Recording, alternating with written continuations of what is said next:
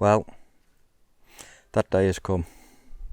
My Range Rover L322 is officially up for sale.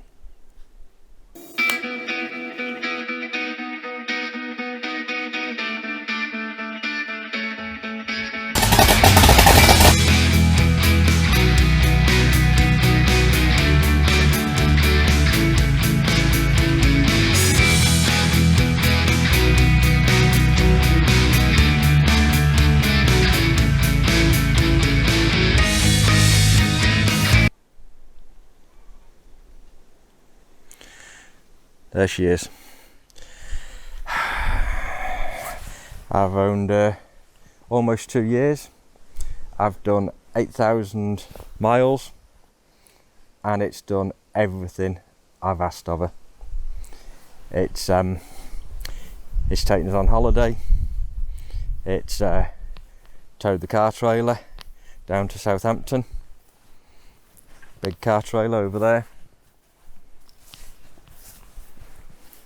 Alongside, picked up a car from Southampton, towed it back, averaged 28 miles to the gallon there and back, over 28 miles to the gallon there and back, from a 3.6 litre V8 TDI.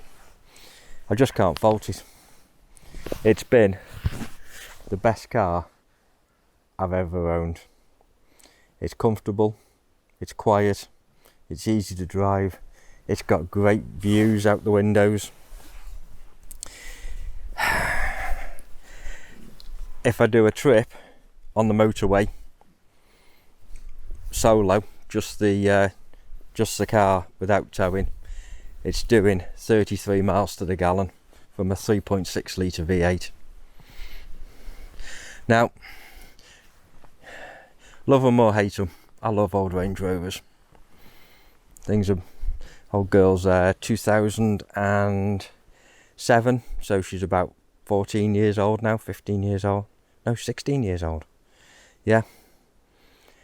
And as you can see, she's in beautiful condition. I've just literally thrown a bucket of water over after a, nearly 600 mile round trip to Southampton and back. What's it cost me to run? You're all going to be interested. What's gone wrong in that 8,000 miles, 2 years of ownership? What I've done to it when I first got it.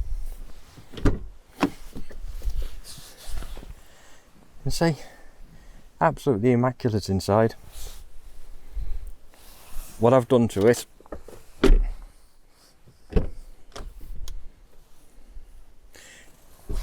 is doors shut, everything really well put together. Okay then, so down to the crux of it. What's this cost me to run for the last 8,000 miles? What's gone wrong? What could go wrong with an old Range Rover? When I got it, I did oil and filters. It probably hadn't been done long before I got it, but there was no service history because I got it off a family, a bereavement, and they didn't know where the guy's service history and documentation was, so it came with patchy documentation. So I did the oil and filter, which had been done recently. I dropped the gearbox tray on the bottom of the gearbox to do a gearbox oil change and filter.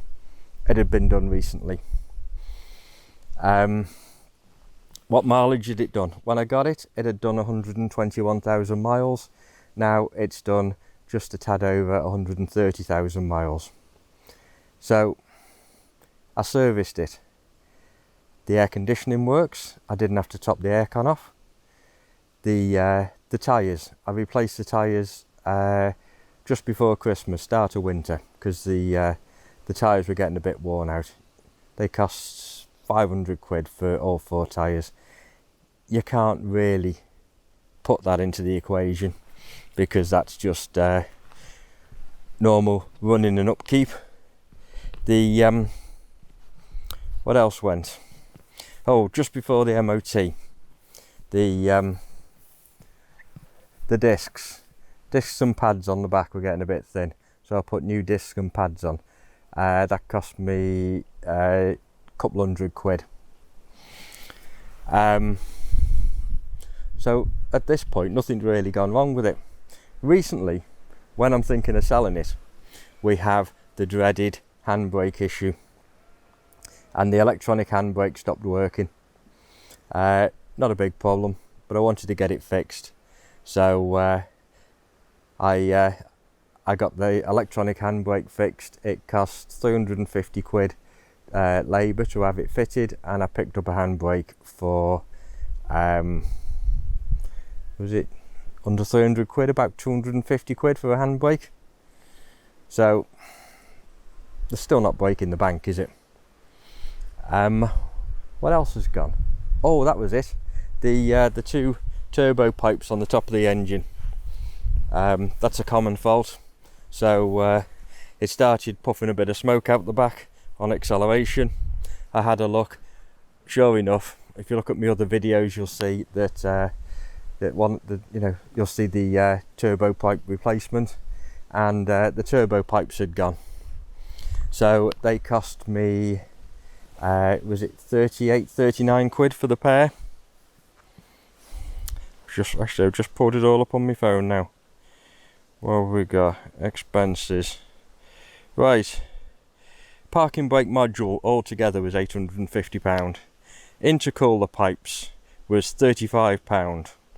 Tyres was £500. Brakes and pads was £250. And the rest of it has just been insurance, road tax and fuel. Fuel prices have gone up. What have we got?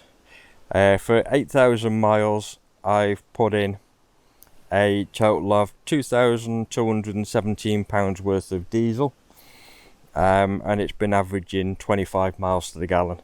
That's school runs, round town and trips. So it's up for sale. As you might have seen from some of my other videos,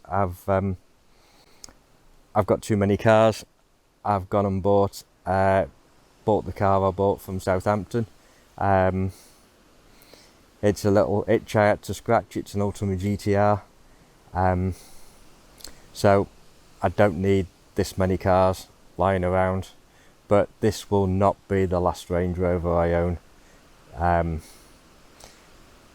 But once the Ultima itch has been scratched and I get bored with that, I need another 4x4, I will be looking for another one of these. This has been an absolute beaut. I hope that helps you. Oh, I didn't say about the gearbox, did I, on that one? I'll just... Where's the...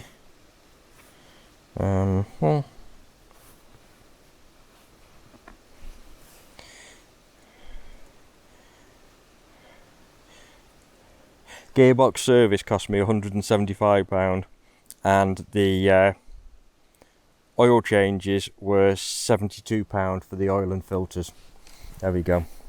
So all in all, that's been a damn cheap little run around. It's been luxurious, it's been comfortable, it's been quiet. The whole family loves it. There's loads of space.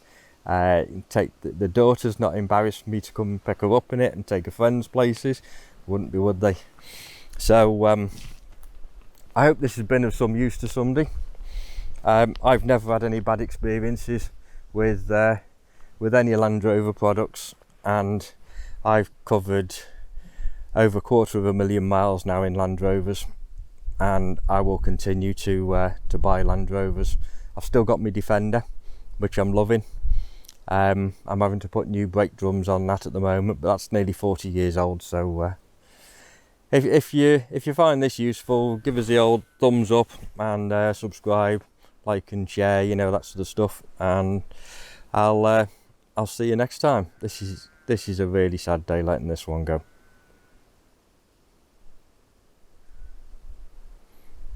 Just give you one last look.